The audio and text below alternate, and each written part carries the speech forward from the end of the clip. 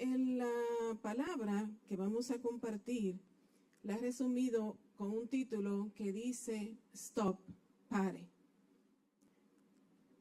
Es como el semáforo. El semáforo tiene 3 luces, ¿verdad? Verde, amarilla y roja. Cuando el semáforo está en la luz verde, pues seguimos, ¿verdad? De una manera natural en nuestra vía, obvio. Ya en el país, al ver el semáforo en verde, a veces hasta medio paramos, ¿verdad? Porque ya como que no es tan seguro seguir como Pedro por tu casa. Les ha pasado, ¿verdad? Pero eso es lo que se supone. En verde seguimos de corrido. Cuando la luz cambia a amarillo, pues es una indicación de que hemos de reducir la velocidad, ¿verdad que sí? Entonces reducimos un poco la velocidad para entonces cuando llegue la luz roja poder detenernos. Entonces cuando la luz roja se enciende, pues ya tenemos que parar, ¿verdad? De una manera inminente. Nos paramos por un momento. Detenernos ahí en la luz roja nos previene de accidentes, ¿verdad que sí? Si seguimos cuando esa luz está roja, puede venir un vehículo o una guagua y nos embiste, nos choca. Pero también, después que hemos estado parados en la luz roja, que hemos estado detenidos un momento, tenemos un arranque con más fuerza. Amén. Nos ayuda, o sea, el vehículo en el que andamos, pues toma, o sea, un poco más de fuerza para poder continuar nuestro camino. Amén. Cuando nosotros estamos en la luz amarilla, a veces nos da como que una indecisión, ¿verdad? Me sigo, me paro. Entonces, esa indecisión a veces nos lleva a que nos choquen o a que el de atrás, viendo nuestra confusión, sea él el que le provoquemos la dificultad de chocarnos, ¿verdad que sí? Entonces, lo mejor es cuando estamos en esa luz amarilla, nosotros detenernos, o sea, reducir la velocidad sin pensarlo mucho, porque así nos aseguramos todos. Y cuando nos llegue esa luz roja, detenemos sin problema. La parte de la porción de la palabra con que vamos a empezar en esta noche se encuentra en Nehemías 1. Yo los invito a que me acompañen. Estando Nehemías en el castillo de Susa, y esto fue donde él le servía al rey Artajerjes Longimano, él estaba en un puesto de confianza. Ahí él se entera de que su pueblo está en una situación muy mala y en oprobio. Y esto, también el muro de Jerusalén estaba derribado y sus puertas habían sido quemadas. ¡Qué desastre! Pensemos como si estuviéramos en otro pueblo, otro país fuera, que nos dicen que nuestro pueblo está en esas condiciones, como nos sintiéramos, ¿verdad? Él estaba profundamente abatido. Y entonces él implora a Dios a que lo dirija. Amén. Y leemos en Nehemías 1:1 así. Palabras de Nehemías, hijo de Acalías. Aconteció en el mes de Quisleu, en el año 20, estando yo en Susa, capital del reino, que vino Anani, uno de mis hermanos, con algunos varones de Judá, y le pregunté por los judíos que habían escapado, que habían quedado de la cautividad y por Jerusalén.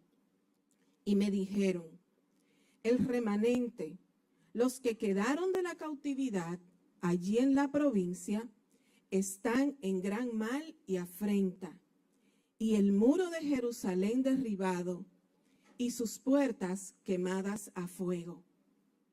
Cuando oí estas palabras, me senté y lloré, e hice duelo por algunos días, y ayuné y oré delante del Dios de los cielos. Pueden sentarse.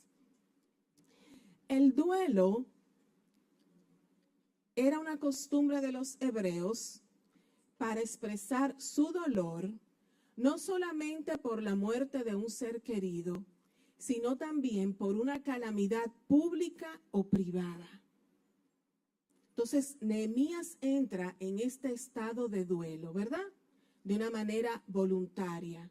Nehemías se detiene. Y vamos a ver algunos aspectos de las condiciones del duelo.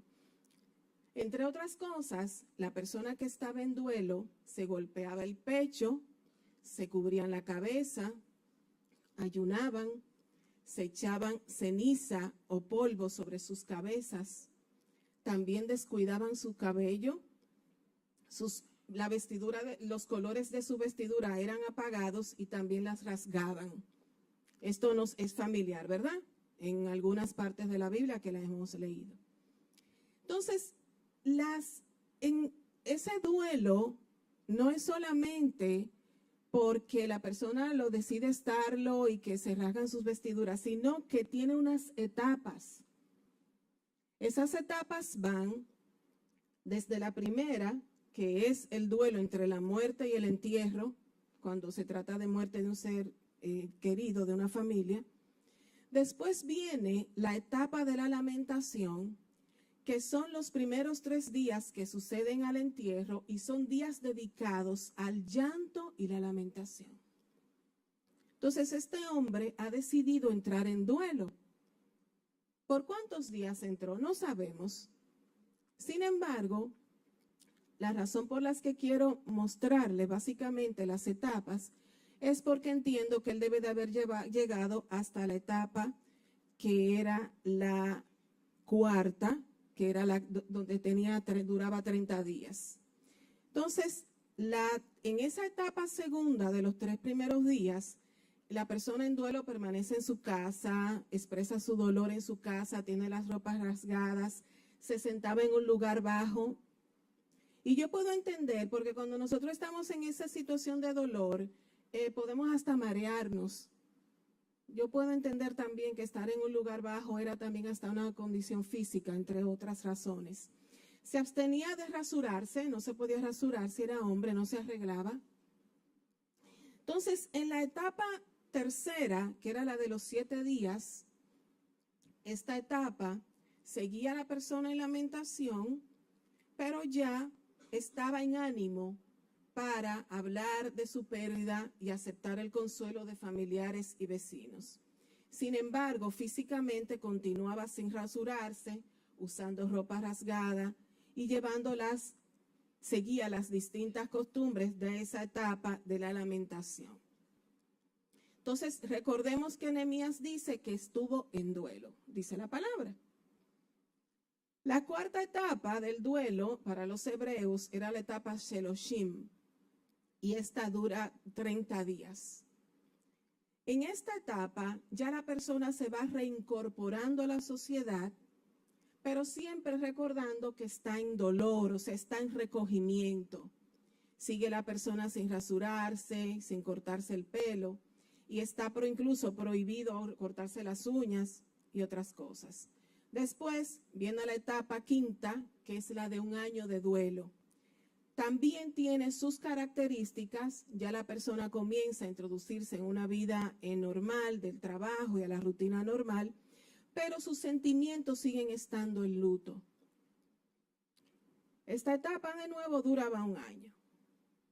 Pero ¿qué pasa? Nosotros acabamos de leer que a Nehemías le dan la noticia en el mes de Kislev. Este mes, según el calendario de nosotros, de ahora, el calendario romano, se supone que estaba entre noviembre y diciembre, ¿verdad? Entonces, nos movemos aquí a Nehemías 5. Recordemos que Nehemías está en una etapa de duelo y viene la parte de Nehemías 5. Dice así: y dije, te ruego, oh Jehová, Dios de los cielos, fuerte, grande y temible, que guarda el pacto y la misericordia a los que le aman y guardan sus mandamientos. Él comienza ahí a orar.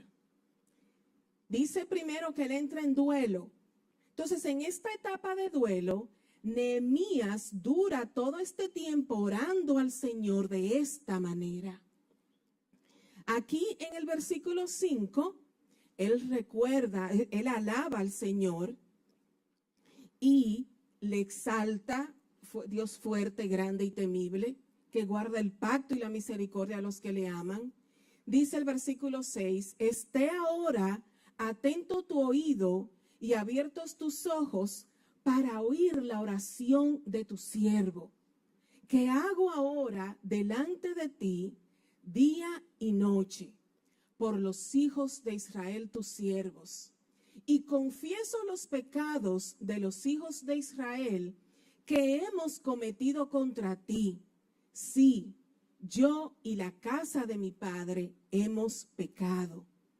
En extremo nos hemos corrompido contra ti y no hemos guardado los mandamientos, estatutos y preceptos que diste a Moisés tu siervo.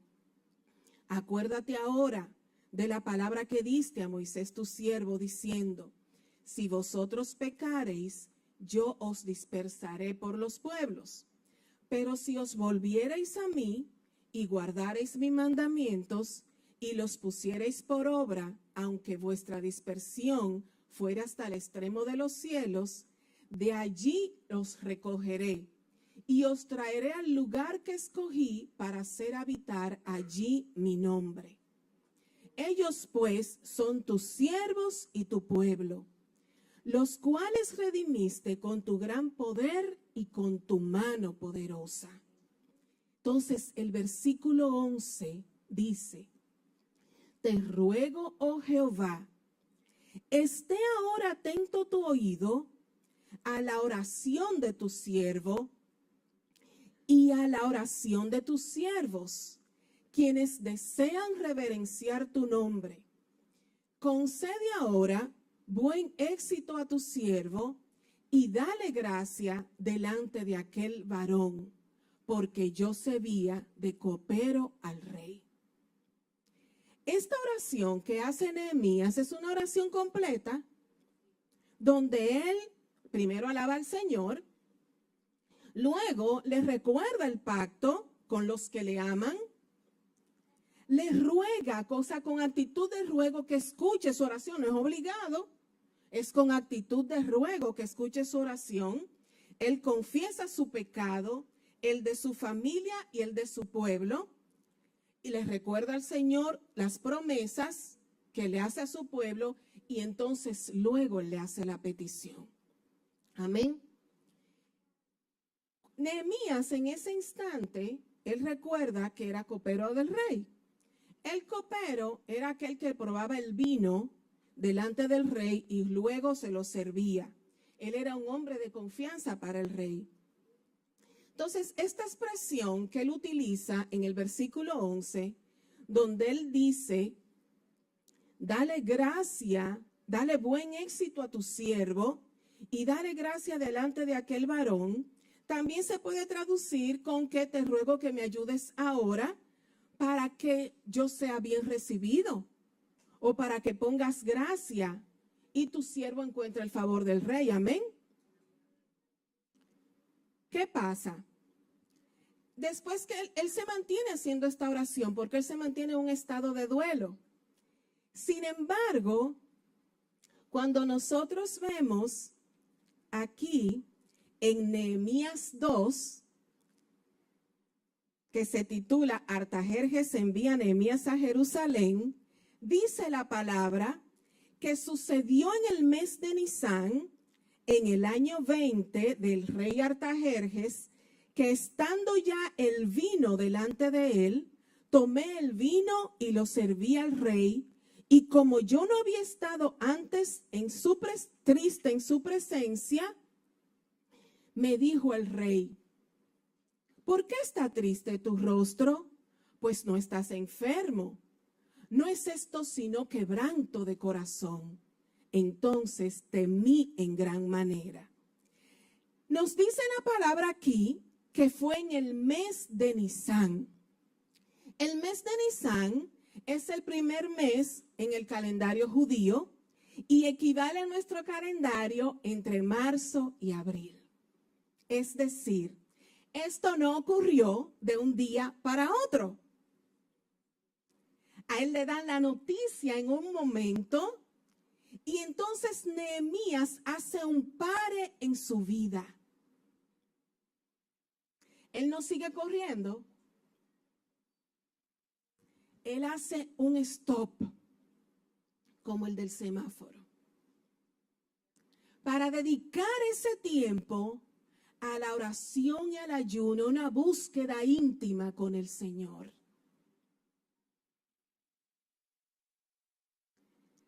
Cuando Nehemías, ya en ese tiempo de preparación que ocurrió durante varios días, y entiendo que ya él había pasado todas esas etapas del duelo según el pueblo hebreo, ¿verdad? Porque esas etapas de duelo se rasgaban las vestiduras. Él estaba y fíjense que el rey se dio cuenta. Incluso le dice, eso no es una cara de enfermo, es una cara de tristeza, de angustia. Y esto ocurre 4 meses después de que le dan esta noticia. Él no hizo el stop de nuevo por un día ni por un rato, sino por varios días, semanas y meses. Y dice la palabra en el mismo versículo 2, después que él dice, entonces temí en gran manera, y dije al rey, para siempre viva el rey, ¿cómo no estará triste mi rostro cuando la ciudad, casa de los sepulcros de mis padres, está desierta y sus puertas consumidas por el fuego? Y me dijo el rey, ¿qué cosa pides? Entonces oré al Dios de los cielos.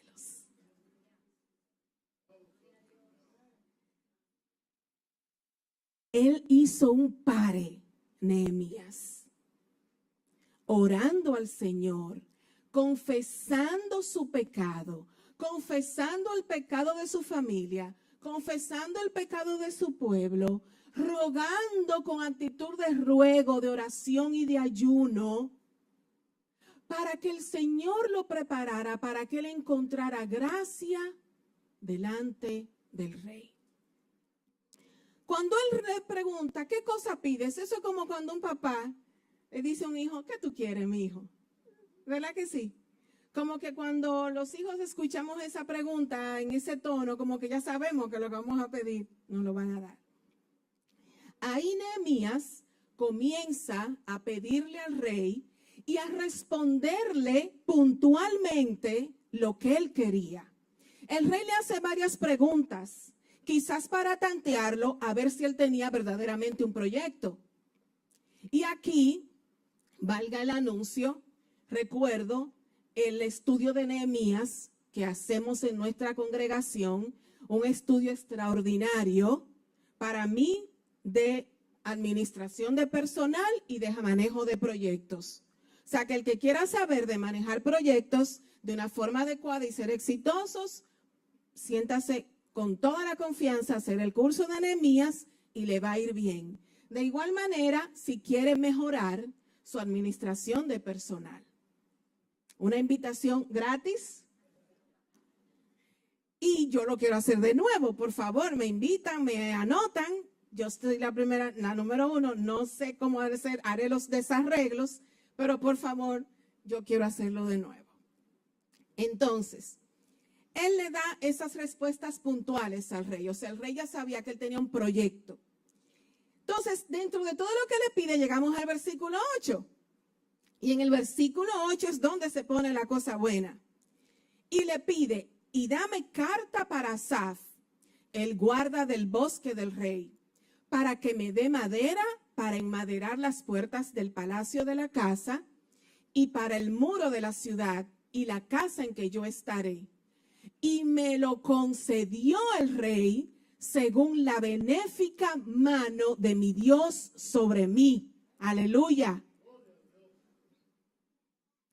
Él no solo le pidió eso, lo que pasa es que no nos podemos pasar la noche haciendo este estudio de Nehemías.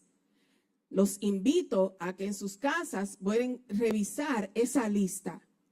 Fue una lista de elementos y él tuvo respuesta puntual a cada uno de ellos. Y dice la palabra que se lo concedió el rey.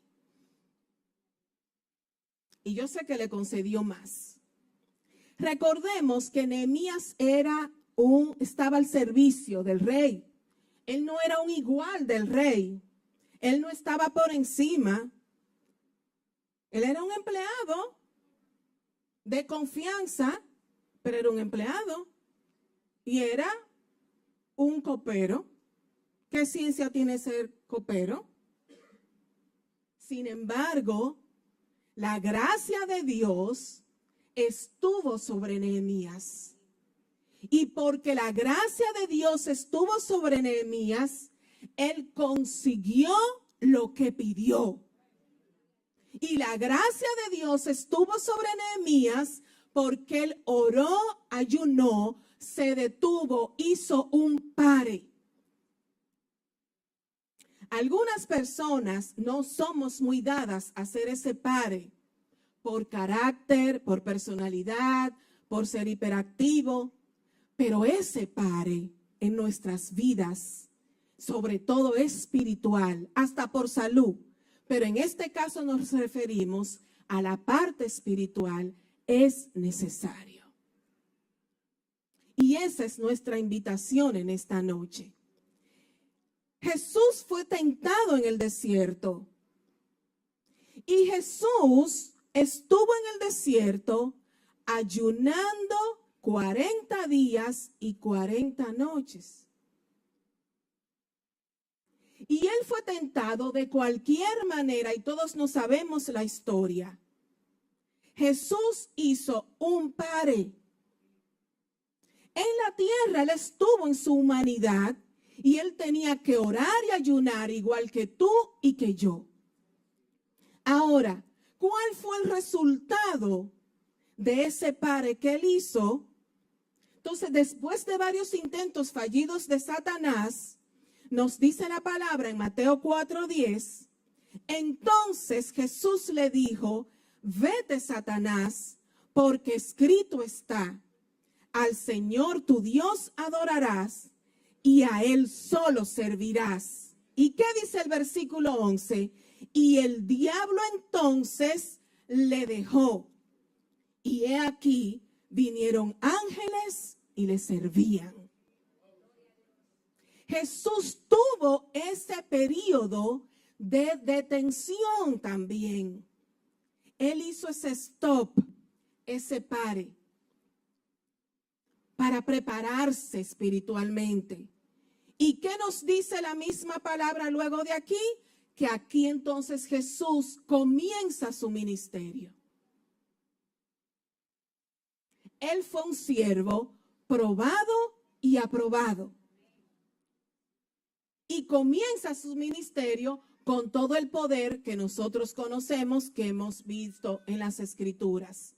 Un ministerio que duró aproximadamente 3 años y un ministerio que transformó vidas, transformó el mundo. Jesús hizo ese pare.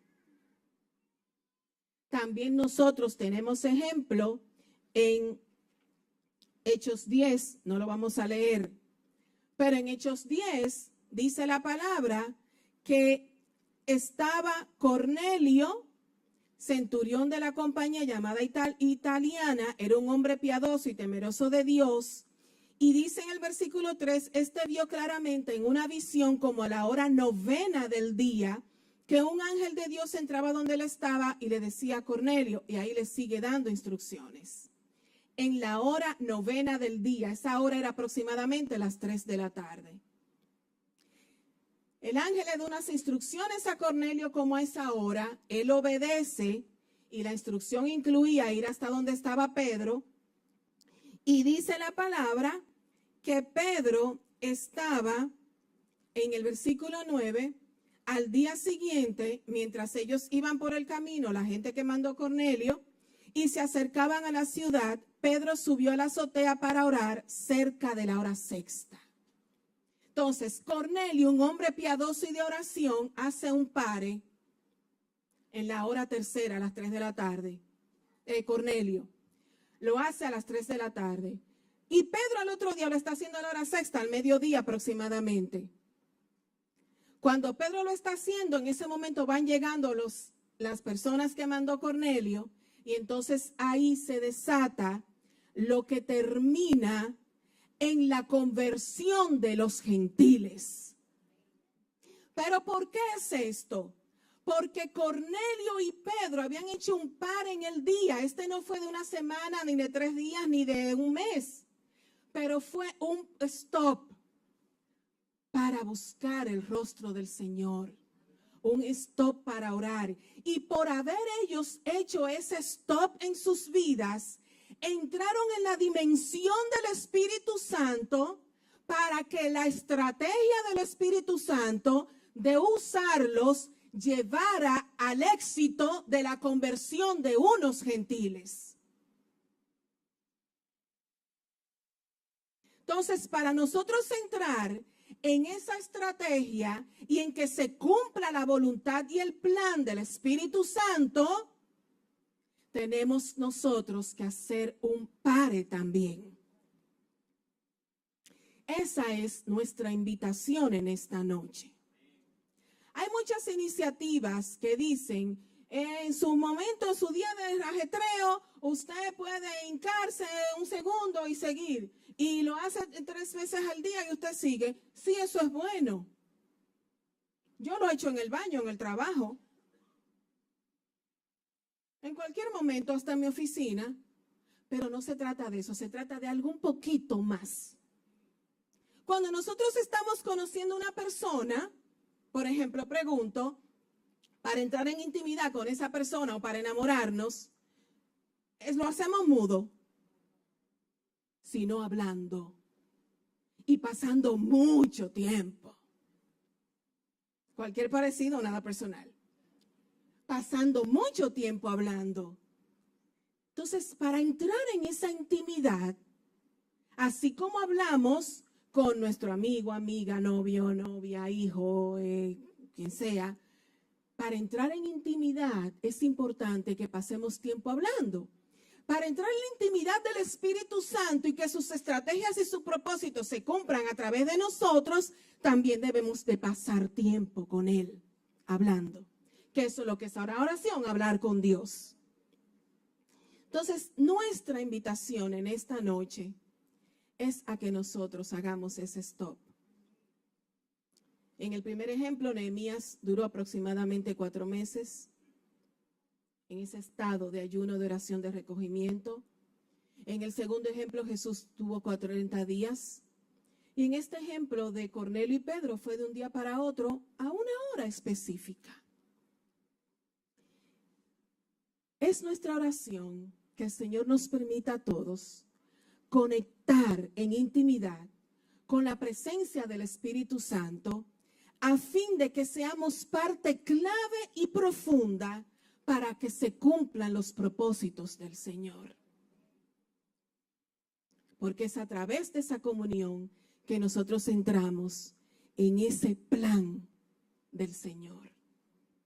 No es corriendo, huyendo, como diríamos algunos, es entrando en ese tiempo de pare, de intimidad, para que sus misterios, sus milagros, vengan a nosotros y podamos ser parte clave y profunda de esas estrategias y del plan y propósitos de nuestro Dios. Es la invitación que en esta noche le hacemos. Buenas noches.